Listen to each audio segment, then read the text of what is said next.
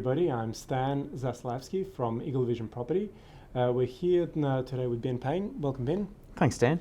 Ben is a very experienced CPA in property development specifically, and following on the popularity of our last conversation, we decided to talk about a little bit more to do with joint venture development structures. Today we're going to focus on the first part of the series, all about the risks associated with that kind of nature of a property development. So Ben, I guess what are some of the risk issues around it? Yeah, so in the first presentation that we did last time, we covered off a lot of things surrounding the actual structure of a joint venture and the reasons why we structure it in certain ways. Now, the major risk with any type of property-related projects is that there are a lot of contingent liabilities that are attached to doing property development.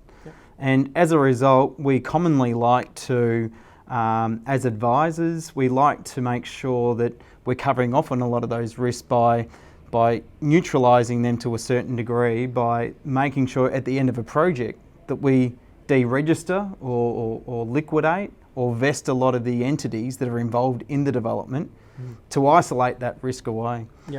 So when we're looking at retention of stock, the issue we've got is that if we want to retain stock within the development structure, obviously we've got the issues between wanting to retain that stock as opposed to wanting to actually shut those entities down.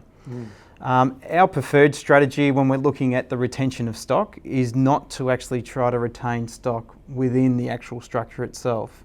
Obviously that'll have various tax consequences associated with doing that, which we'll go into later. But our preference is, from a risk point of view, do not retain within the joint venture itself. Saying that, within the joint venture, we've got the joint venture and then we've got the underlying participants of the joint venture. They take a similar risk in the transaction as what the joint venture itself does. So as a result, we're also saying do not retain stock within those particular entities either. Okay, fair enough. Look, thanks so much for viewing this episode. In the next episode, we're going to talk about tax-related issues for retention of stock in the joint venture environment. Thanks for watching.